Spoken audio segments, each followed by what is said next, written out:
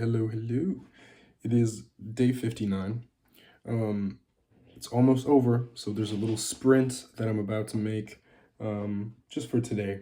I just started chapter 34, so I think I have some inspiration in me right now. As you can see, back to the goatee, um, just because I felt like it. Honestly, why not? And yeah, my voice is still a little weird sometimes. But my throat doesn't hurt all that much. I'm a lot better off than I was recently, so that's nice too. But yeah, I just saw Sonic 3 with my cousin, and it was actually pretty fun. It was pretty fun. It might have been the best one out of all of them. It's funny, I listened to it in the Polish dub, so yeah, not a line in English, but it was actually decent. The voice actors were pretty good. So yeah, props to that. Yeah, but that's it for now. I'll just show you the word count, and I'm just get to work, get that sprint over with. This is the beginning of the final battle. So we must brace ourselves. There you go. I've only written 20 words so far, so 227, 400 is the word count we're starting with. And there you go. That's where we're ending. That was about an hour sprint for me. That's about what I average, anywhere from like 700 to 900 an hour. I was a little distracted, but that's what it is. Now I'm gonna go watch Squid Game before it gets too late, because the second season came out. I'm on episode 5 right now. I think there's 2 left. Actually, no, I just finished episode 5, so I'm on episode 6 and then 7. So yeah, it's actually pretty fire right now. I've heard a lot of people don't like it, but it's pretty funny. It's actually hilarious. There's a lot of like situational irony and all that kind of stuff. So yeah, I just love it. I just love it. The first season was really good. So yeah, I heard it ends not on a cliffhanger. Might be, but it's like an incomplete story. So that's unfortunate. But yeah, I'm gonna watch it anyway. So that's it for today. In terms of writing. But yeah, man, like I'm really um I'm really deep in the conflict of the climax right now. I'm deep into the climax. Um, yeah. So yeah, there's just it's really interesting to be here again. After not having written like a novel, the third act of a novel in a while.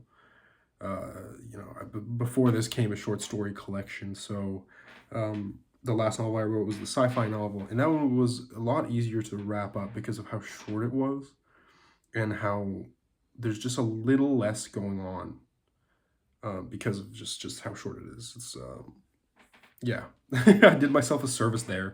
But the thing is, with fantasy, I feel like it's just kind of like this story is just necessary to make it that long, and it's just generally like um you know it just needs to be like this. So that's what I'm doing.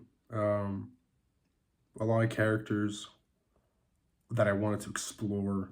um One of them just died, and he wasn't a super major or anything. He was just a helpful, very nice side character I personally really liked. um you know just um just very basic, but he was cool, and he was very idealistic, and I think it represented a side of my main character that my character admires about others and himself, and what I admire about people too. This kind of idealism, um, even the pragmatism as well, and another word I'm looking for, altruism, I suppose. I think that might be the word.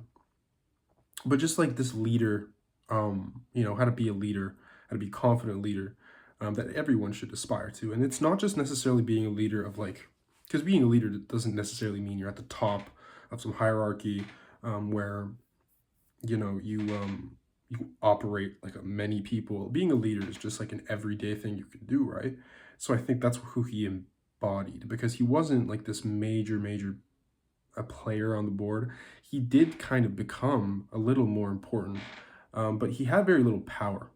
So his father has a whole lot of power, and he's just this lower level, kind of a reject almost, reject by his father, um, specifically, but someone that's admired by the side my main character is fighting for. And yeah, I think there was a very strong echo of what my character wants to be. He was older than my main character. He held my main character in the first book, and generally just was like a decent presence, and it helped in general. Um, I don't know, did I say in general like 7 times already? But yeah, like it was cool. So his death was actually very interesting. I didn't know how I'd kill him off.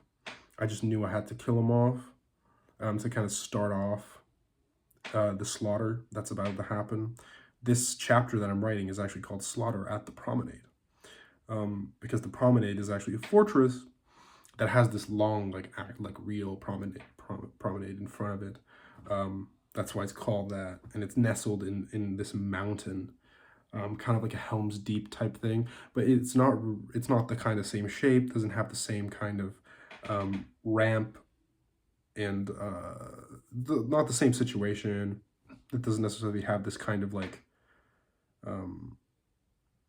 it's not super tall. It's just really wide and spread out, and it has many of these like kind of not chambers, like sections, and so it started off in this entrance ward area, which is already huge, which is the first line of defense, at least for the entrance, because there's also the outer barracks and all these kind of areas that are just, for soldiers specifically.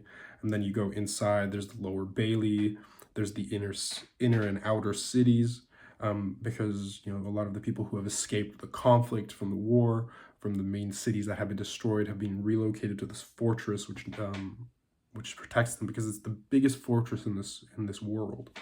But yeah, basically just, well, I'm talking about the conflict mainly. Yeah, I've been kind of planting these seeds for the conflict a little bit, and right now I'm planting things that could happen.